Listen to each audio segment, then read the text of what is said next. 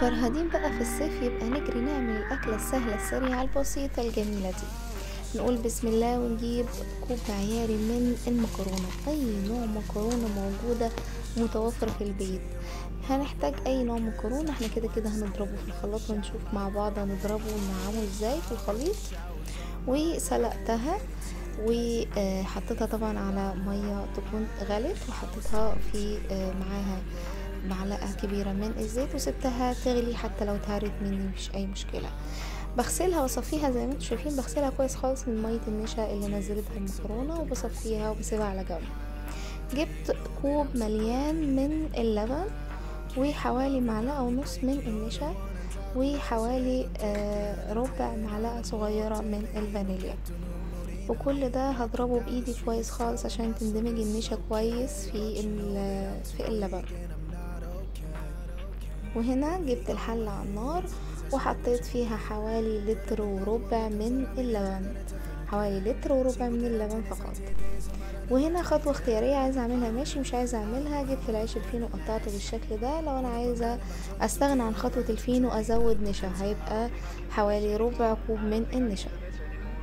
انا كان عندي فينو حطيته اهو مع المكرونة في اللبن، وهبتدي احط باقي المكونات بتاعتي اللي هي كوباية من السكر ده حسب الرغبة طبعا، لو محتاجين اكتر نزود.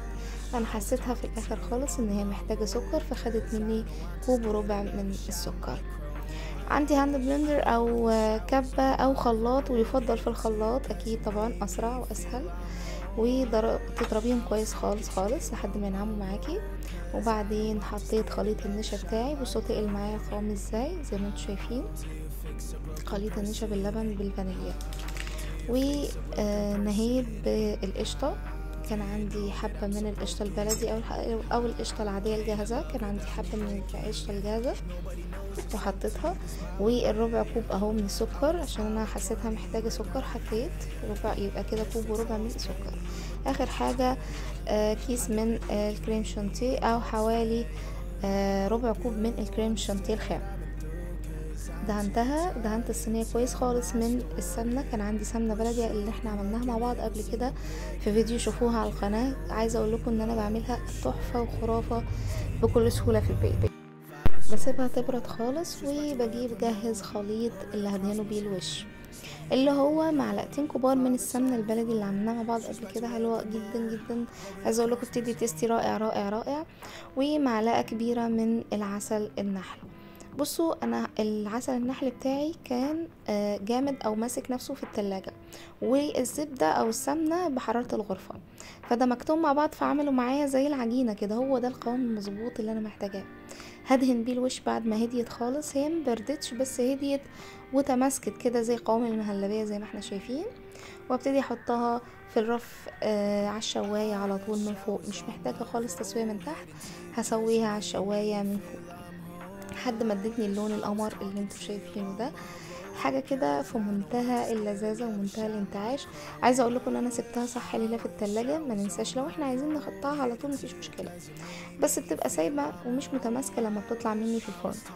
فطبعا هحطها افضل بكتير بكتير لما احطها في التلاجة. وكل ما تقعد في التلاجة اكتر على فكره يا جماعه بتمسك نفسها اكتر، بتبقى جوسي وحلوه جدا جدا جدا، ما تخافوش. عايزه اقول لكم ان هي تحفه قوي قوي قوي قوي، جربوها تعجبكم قوي، منعشه جدا، لذيذه قوي قوي في حر الصيف ده محتاجينها اكيد. كلنا محتاجين نقوم نعملها، ما خدتش مننا اي وقت، كلها 10 دقايق بس على النار. بحبكم قوي قوي قوي، لو اول مره تشوفوني انا سندس، بحبكم جدا، متنسوش الاشتراك سبسكرايب. باي باي.